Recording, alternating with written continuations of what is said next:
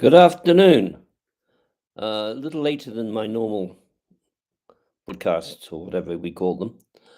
Um, I want to talk today a bit about how we are able to get government to listen to the needs of the community and also the needs for us. And one of the reasons is this, is that it is becoming abundantly clear. Let's see if I can get that's better. It's becoming abundantly clear that the um, powers that operate within the area of energy have a clear notion of what they want to do, but they don't have any flexibility within the margins of what should be done. In other words, they've got a course of action and they're following that course of action come hell or high water, and it is being largely uh, brought about by lobbyists who are able to connect with civil servants. And civil servants, by and large, actually do not respond to anything that we say, and they do not promote anything we say. They write back and they always say, "Oh, very interesting, yes, but we're not interested." And then, if you go to the select committees, for example, and try to access the select committee to have a talk with them, they are guarded by a civil servant who doesn't allow you to get through to them. And even if you send them something directly, the members directly, it's likely that they go to the civil servant and say, "What do you think about this?" They say, "Oh, yeah, you don't want to listen to these people. They don't know what they're talking about," or "We have our policy." And they will say, "Oh, we have we deal with policy. We don't deal with individual things," which is untrue. And even if they deal with policy, then they turn around and they say, if you have a problem, then you have to contact your MP. Then you contact the MP. In fact, I have done this, and my MP has written or claims he has written. He claims he has made inquiries and has had no response. So it's pretty arrogant that they not only don't listen to other expertise than those ones that are taking them out for lunch or doing whatever they do with them. But at the same time, they won't listen to or won't at least answer questions put to them by our elected officials. So, what do we do? Well, we have to be able to access the political bodies. Now, there are two types of political bodies. Obviously, there's the national one and then there's the local one.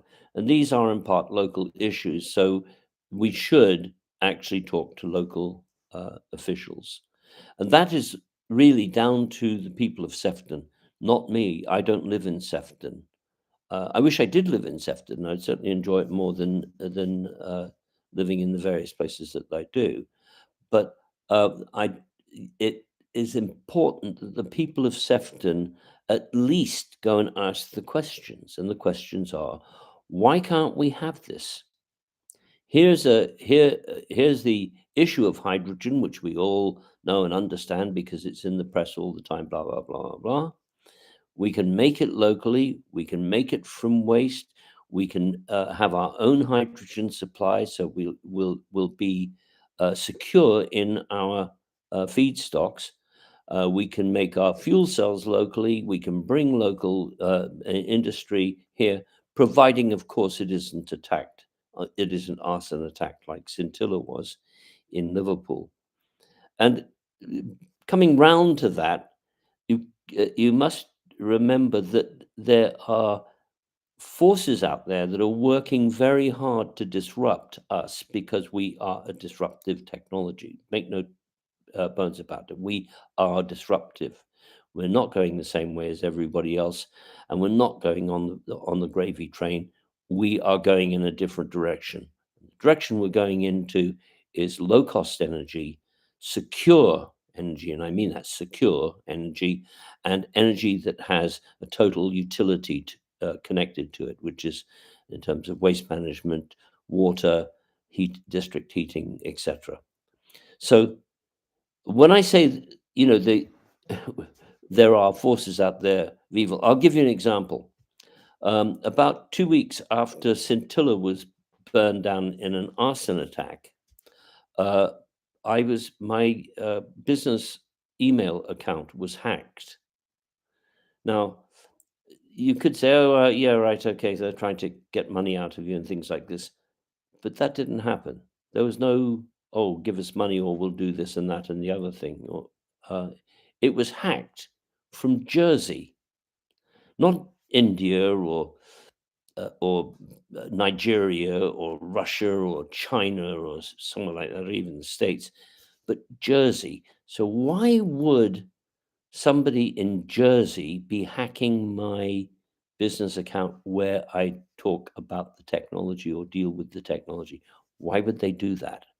Well, Jersey, of course, is British, but it's outside the jurisdiction of the UK. So, in other words, I couldn't take action against whatever happened in Jersey in the UK because UK law does not apply to Jersey. It's an individual state under the Duchy of Normandy, and therefore within the king's prerogative. And I'm sure the king isn't going to come down and say, "Oh, Nick, we're terribly sorry to hear about your hacked account. We shall go and behead whoever it is who's done that." That's not going to happen.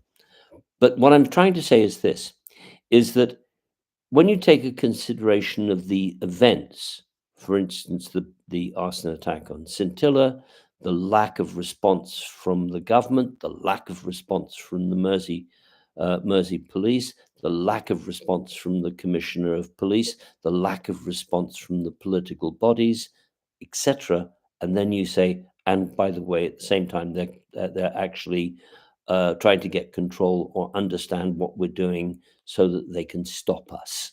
And that's what it's about. So I think that one of the things I'd like to get over is that I can't do it. We can't do it all ourselves. If you want to have low cost, secure energy and you want it done in this manner, then you have to actually go and make political moves yourselves. And that really is the crux of the matter. So I shall have to leave it with you at this point and answer the dings that keep on coming up. Maybe it's somebody who's just said, "Yes, actually understand. I've got to the bottom of this, and it's Georgie Porgy who's been doing this, and we've caught the people who have done the arson attack on Scintilla, and we found the dodgy civil servants, and we've sorted it all out for you." Well, good luck on that. All the best. Bye for now.